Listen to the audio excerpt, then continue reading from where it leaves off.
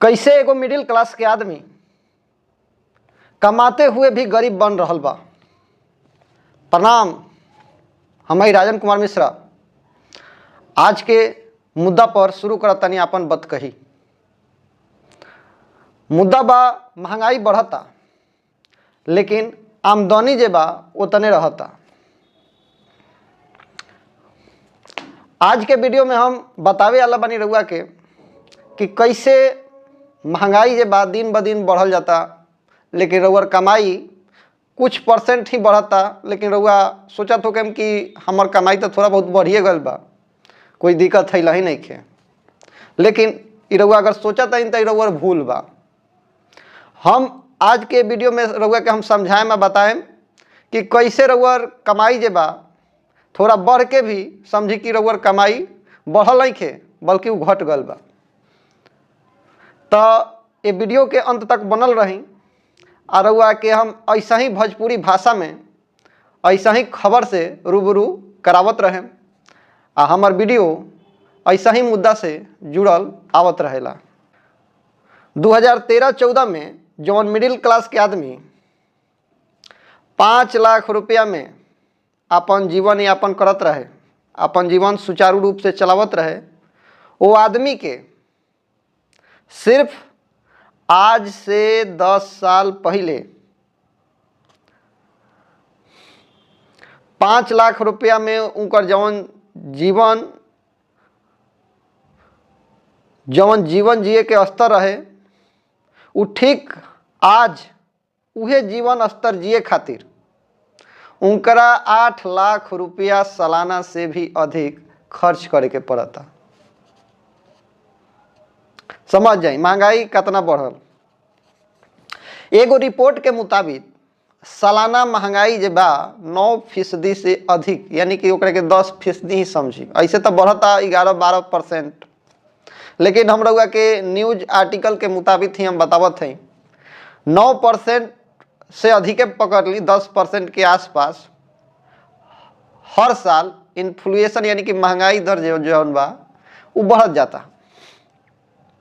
अगर रउआ कुछ पैसा ज़्यादा भी कमा लेता नहीं, अब मिडिल क्लास में रउआ बानी तो ये सोचें कि हम मिडिल क्लास से हम धीरे धीरे ऊपर उठता नहीं, अब गरीबी के तरफ हम ना लौटें तो ये रउआ एगो समझी कि अलग ही रउआ दुनिया में बानी। ये अगर ख्वाब पालत तो निकाल दी, काहे से कि गरीबी से ज़्यादा दूर नहीं खी रउआ हई जौन इन्फ्लेशन जौन है बढ़ता, महंगाई दर जौन के कहल जाला 9% 10%। ऐसे अब रउआ सोची कि ई जौन 9-10% बढ़ता उससे रउआ सैलरी कितना बढ़त हुई। जाहिर सी बात बा अगर 10% रउआ सैलरियो अगर बढ़ जाता तो रउआ समझी कि उस सैलरी बढ़त नहीं खे बल्कि वो समझी कि बराबर बा। अगर थोड़ा सा भी अगर कम रउआ सैलरी बढ़ल तो समझ जाए कि जौन साल भर पहले जौन रउआ पैसा कमाता नहीं है वो से आउ रउआ के कम होके मिलता। इहे बा गणित। यही से एगो मिडिल क्लास आदमी के ऊपर कैसे बोझ बन रहल बा, कैसे मानसिक तौर पर मतलब समझी कि बड़ी बड़ी कंपनियां सरकार मिडिल क्लास आदमी के उलझा के रख ले बा और ओकरा के समझी कि लूट रहल बा। देखी रोजमर्रा के जौन जौन चीज़ बा जैसे कि दाल हो गई, तेल हो गई, दूध हो गई, इस सब के सब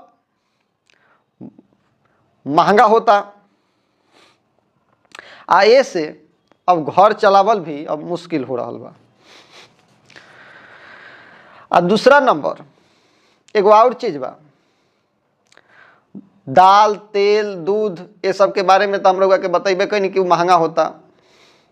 क्वांटिटी में रउआ मिलता ठीक बा, लेकिन कुछ ऐसा कंपनी चालाकी करता सन इस चीज़ में जौना के सिंकफ्लेशन कहल जाला।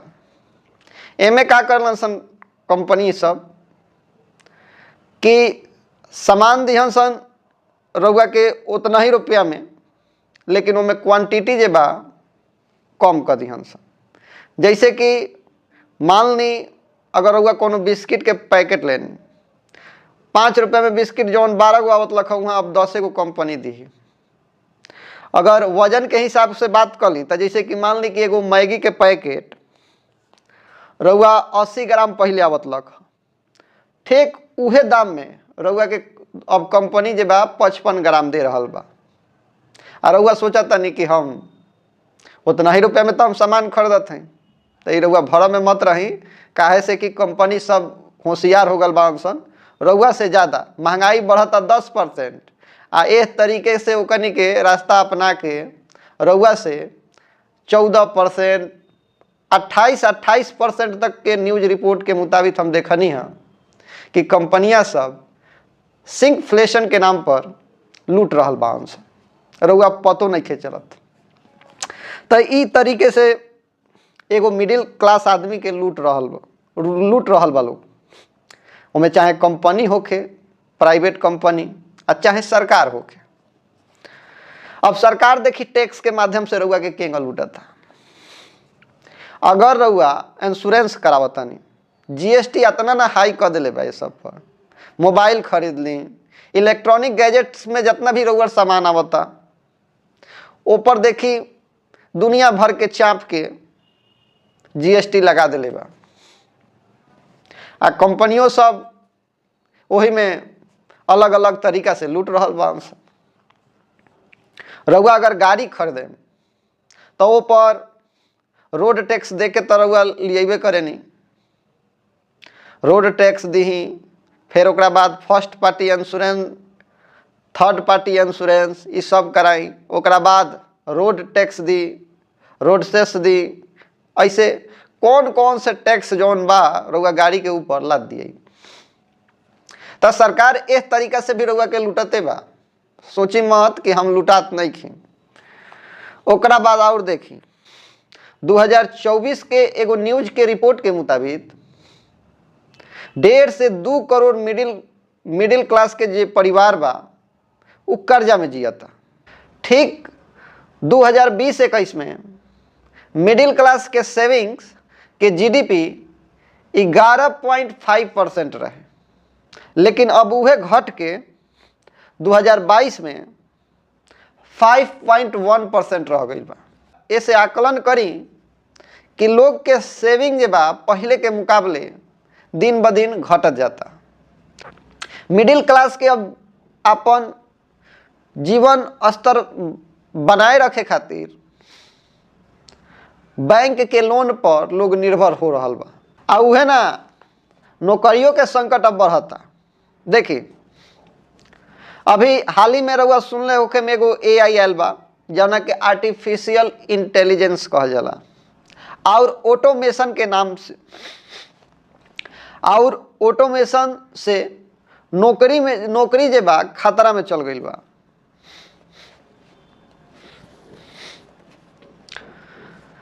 ये ना नौकरियों के संकट बढ़त जाता। मिडिल क्लास के फैमिली खातिर अब एगो सबसे ज़्यादा एगो सिरदर्द जौन बा उ एगो AI अब आ गइल बा लोग के नौकरी खाएला, जौना के कहल जाला आर्टिफिशियल इंटेलिजेंस। ओकरा बाद दूसरका जौन एगो टेक्नोलॉजी बा ओकरा के कहल जाला ऑटोमेशन। ऐसे का बा कि कोई अगर मशीन बा तो ऑटोमेशन के जरिए मतलब ऑटोमेटिक अगर सेट कर दी तो काम करत रही। कोई मशीन जैसे ऑटो मोड पर रउआ सुन लो कर दिया तो वो चलत रही, करत रही काम। तो ए जरिए भी नौकरी जे बा लोग के खत्म हो रहा बा। 2023 में IT सेक्टर में सबसे कम भर्ती भइल बा। मतलब 2023 में लोग IT सेक्टर में जो है IT इंजीनियर्स, लोग सॉफ्टवेयर वगैरह ये सब के पढ़ाई करके लोग पढ़लक है कि भाई हमार नौकरी मिली, अच्छा नौकरी, अच्छा पैकेज मिली, हम कमाएं। तो ये सब लोग मिडिल क्लास के लोग ख्वाब पल्ले रख, पढ़ाई भी ठीक ठाक रख। लेकिन एगो रिपोर्ट के मुताबिक ये सब लोग एमे से आवे वाला ज़्यादातर लोग बेरोजगार होखे वाला बा। कैसे कि एगो 2023 के एगो आंकड़ा जौन बा वो कहता कि सबसे कम भर्ती भइल बा। आवे वाला समय में यानी कि आवे वाला 20 साल बाद में, यानी आवे वाला 20 साल बाद मतलब 90% नौकरी जे बा लोग के ऐसा ही चल जाई, IT सेक्टर वाला लोग के। अब जरा सोची, नौकरी तो जाते बा, आमदनी बढ़त नहीं है। ई सब भइला के बाद और भी देखी, अभी शिक्षा इलाज ये सब तो अलगे बा। शिक्षा में देखी, सरकारी स्कूल के भरोसे आ सरकारी अस्पताल के भरोसे रउअर जिंदगी कई दिन चली। जाहिर सी बात बा, शिक्षा व्यवस्था तो ऐसा ही लचर बा। सरकारी हॉस्पिटलों के हालात कोनो ठीक ठाक नहीं थे, समझता नहीं। लेकिन अगर प्राइवेट कोनो स्कूल में अपना बच्चा के एडमिशन करावता नहीं तो वह में समझी कि वहीं लूट बा, रउआ लुटाते बानी।